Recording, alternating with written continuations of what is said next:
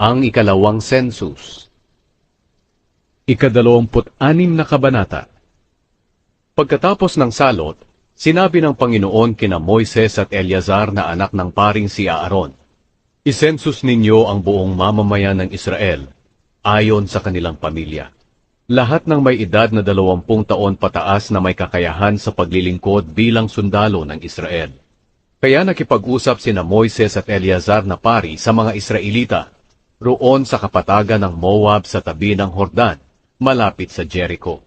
Sinabi niya sa kanila, "Isensus ninyo ang mga taong may edad na 20 taon pataas, ayon sa iniutos ng Panginoon kay Moises." Ito ang mga Israelitang lumabas sa Ehipto. Ang mga lahi ni Reuben na panganay na anak ni Jacob ay ang mga pamilya ni Hanok, Palu, Hezron at Carmi. Sila ang mga pamilyang nanggaling kay Reuben. 43,730 silang lahat. Ang anak ni Palu ay si Eliab, at ang mga anak ni Eliab ay sina Nemuel, Datan at Abiram. Itong sina Datan at Abiram ay ang mga pinuno ng kapulungan na sumama kay Kora sa pagre-rebelde sa Panginoon sa pamamagitan ng paglaban kina Moises at Aaron. Pero nilamon sila ng lupa kasama ni Kora, at nasunog ng apoy ang kanyang 250 tagasunod. At naging babala sa mga Israelita ang pangyayaring ito. Pero hindi namatay ang mga anak ni Kora. Ang mga lahi ni Simeon ay ang mga pamilya ni Nemuel, Jamin, Jakin, Zera, at Shaul. Sila ang mga pamilyang nanggaling kay Simeon. 22,200 silang lahat. Ang mga lahi ni Gad ay ang mga pamilya ni Sephon, Hagi, Shuni, Ozni, Eri, Arod, at Areli. Sila ang mga pamilya na nanggaling kay Gad. 40,500 silang lahat. May 2 anak na lalaki si Huda na sina Er at Onan, na namatay sa lupain ng Kanaan. Pero may mga lahi rin naman si Huda na siyang pamilya ni Shela, Perez, at Zera. Ang mga angkan ni Perez ay ang pamilya ni Hezron at Hamul. Sila ang mga pamilyang nanggaling kay Huda. 76,500 silang lahat. Ang mga lahi ni Isakar ay ang mga pamilya ni Tola, Puwa, Jashub, at Shimron. Sila ang mga pamilyang nanggaling kay Isakar. 64,300 silang lahat. Ang mga lahi ni Zebulun ay ang mga pamilya ni Seret, Elon, at Jalil. Sila ang mga pamilyang nanggaling kay Zebulun. 60,500 silang lahat.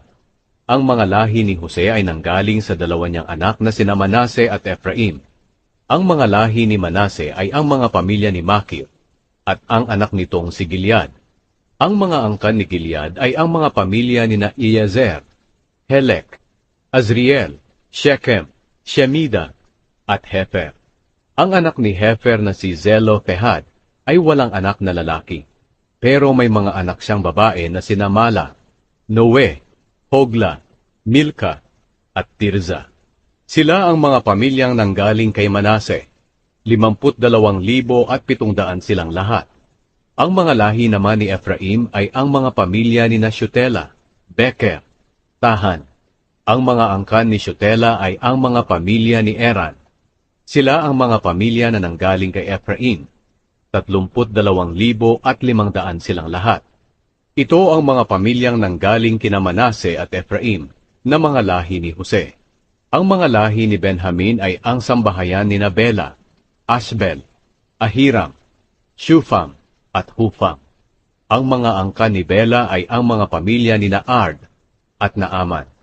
Sila ang mga pamilya na nanggaling kay Benjamin. 45,600 silang lahat. Ang mga lahi ni Dan ay ang mga pamilya ni Shuham.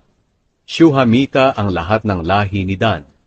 At 64,400 silang lahat. Ang mga lahi ni Asher ay ang mga pamilya ni Imna, Ishvi, at Beria.